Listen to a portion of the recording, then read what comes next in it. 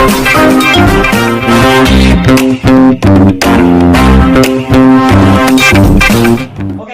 pemirsa, kali ini saya kedatangan beberapa rekan-rekan aktivis di wilayah Kabupaten Bogor.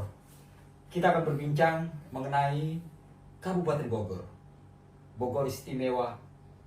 Kita akan bahas di sini dari beberapa teman-teman aktivis yang ada di sini. Selamat siang. Selamat siang. Pertama saya kenalkan Bung Fahri, Ketua Umum dari Lembaga GBNN.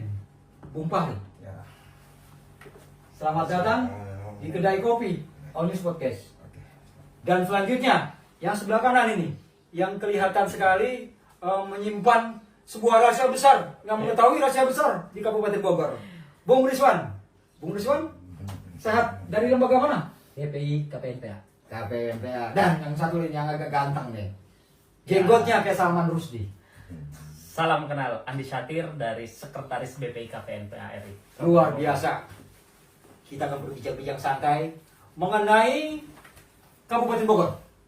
Kita buka dulu dialog kita bersama On News Podcast. Bung Fahri, kita awali dari Bung Fahri. Bung Fahri, Bukannya Rizwan dulu, baru saya nyikapi orang. kayaknya atasnya dulu dong. Karena kan kalau dari kelembagaan, Bung Fahri sebagai ketua umum. Ya, orang tua kan di bawah. Oh iya. Di mana? Kalau mau seperti itu boleh. Dari Bung Rizwan, menyikapi persoalan yang ada di Kabupaten Bogor, yang di era kepemimpinan Rudi Susmanto yang belum lama menjabat di Bogor, masih belum sampai 100 hari. Ini Bogor istimewa seperti apa sih? Seperti itu, Bung Rizwan.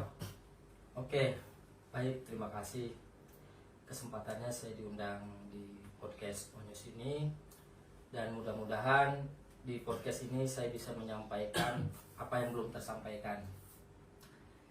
Karena pertanyaannya tadi kepada kepemimpinan yang baru kali ini, yaitu Pak Rudi Susmanto dan wakilnya Bapak Adi Jaro, maka dari itu saya, ini konteksnya berarti Bogor istimewa ya Pak? Bogor istimewa. Oke. Bogor istimewa itu menurut saya pribadi secara khusus sangat bagus.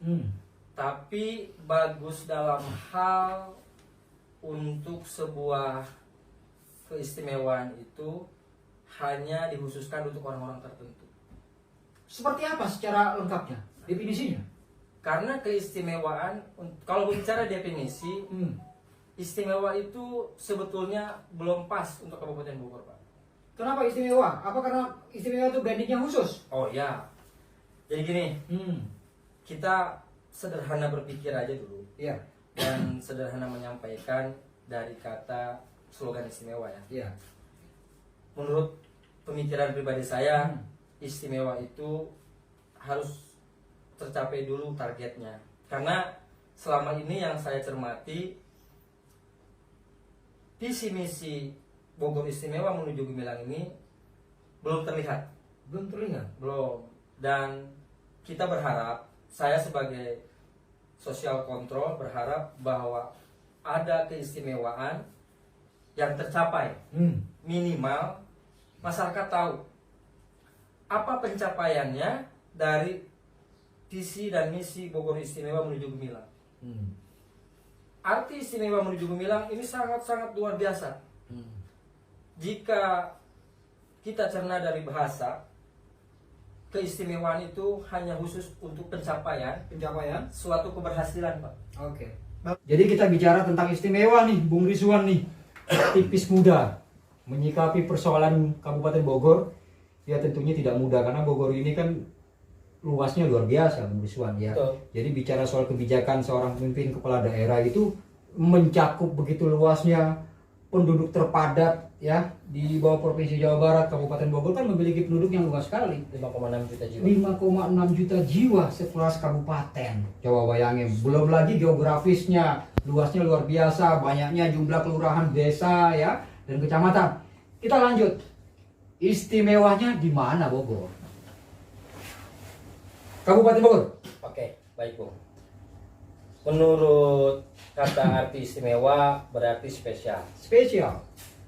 Kespesialan yang didapat oleh wilayah geografis Kabupaten Bogor betul adanya. Pertama, penyangga ibu kota. Ya. Kedua, banyaknya para petinggi negeri ini yang berdomisili di Kabupaten Bogor. Ya. Ketiga, PAD Kabupaten Bogor ini setengahnya daripada PAD Provinsi Jawa Barat. Iya. Oke? Nah, berarti kespesialan ini bisa tercapai karena daerahnya yang sangat strategis secara geografis. Oke. Untuk kepemimpinan yang baru ini mempunyai slogan istimewa juga. Dan alhamdulillah Jabar pun akhirnya satu paket menjadi Jabar Istimewa. Jabar Istimewa. Setahu saya ya. Mudah-mudahan jika memang saya salah dikoreksi. Sependapat dengan keistimewaan, oke. Tapi dengan perjalanan keistimewaan ini yang saya kurang sedikit. Kurang sependapat. Sependapat. Tentunya dengan alasan-alasan tertentu yang Anda ketahui. Karena keistimewaan selama mungkin hari ini belum mencapai 100 hari. Iya. Makanya kami masih menunggu waktu untuk pencapaian 100 hari ini belum terlihat secara signifikan. Dan saya sebagai ketua BPI menyarankan kepada ya rekan-rekan BPI agar melakukan kontrol sosial secara bertahap dari kelas bawah, menengah sampai atas. Nah, kita kan harus relevan. Ya. Apa yang terjadi di bawah, apa yang dikonsumsi di tengah, dan apa yang menjadi keputusan di atas. Menurut saya sih tidak relevan. Tidak relevan. Salah satu contohnya adalah adanya kematian di RSUD Ciawi yang ditahan karena penunggakan BPJS salah satunya. Nah, kenapa itu? Itu adalah salah satu contoh yang menurut saya itu kode alam, Pak. Iya. Kenapa kode alam? Seharusnya ini dapat tercegah sebelum terjadi. Jika memang visi misi ini sesuai dengan apa yang menjadi pokok untuk target prioritas bupati dan wakilnya. Saya pernah menonton di debat, mungkin masih ada. Di debat kedua, jelas-jelas bahwa bupati kita, Pak Rudi Susmanto, punya target ingin mensejahterakan rakyat dan masyarakatnya dari segi pendidikan, kesehatan, dan layak kehidupan, termasuk kepada lowongan pekerjaan. Waktu itu janji politik kan? Janji politik. Anda menagih. Oh ya, Anda jelas. menagih.